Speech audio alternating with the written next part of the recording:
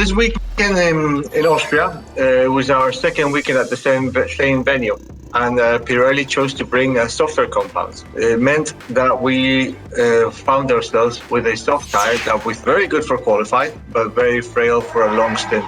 We came into qualifying believing being able to start on a medium or a hard tire would enable us to do a one-stop race. So going into qualifying, as we all know, whichever set you use in Q2, you must start the race on if you pass on to Q3. All our simulations told us that we would get more points out of the weekend on Sunday if we started on that medium tire and did a one-stop race. At the end, we missed Q3 by 6 milliseconds. We could start with a free tire choice, but we couldn't go through and qualify as high as we think our car would have been able to.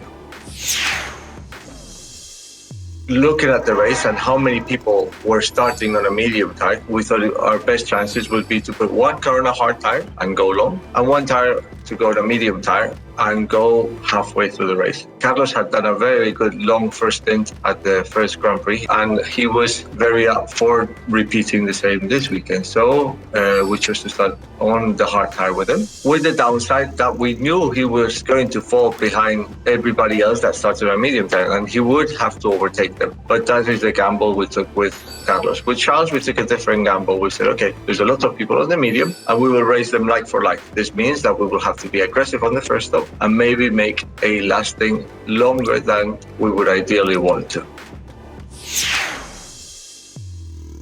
When we go to the Charles strategy, we find ourselves halfway through the race behind Ricciardo and ahead of Perez. All three cars on medium tires. It was a matter of who was willing to pit earlier.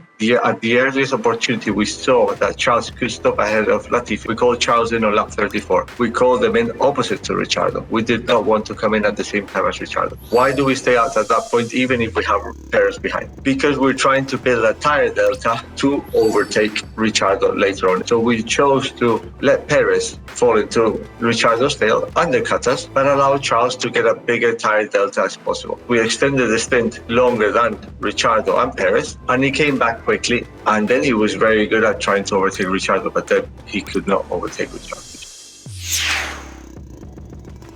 With Carlos, we had planned a repeat of the first weekend. We learned two things from last weekend. One was that we could have gone slightly longer than lap 41, so this week we actually went to lap 48 to get an even bigger tire delta.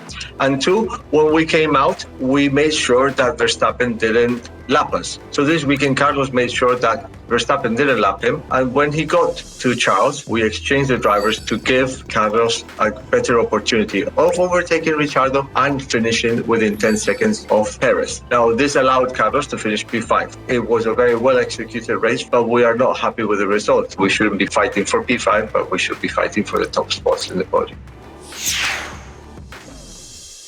What could have we done differently? One of the things that was quite costly for us was the safety car restart with Charles. Had we not lost position to Ricciardo, Charles would have been the first medium runner on the road. He would have had put the full race in free air and choosing when to push and when not to push and being able to take care of the tires.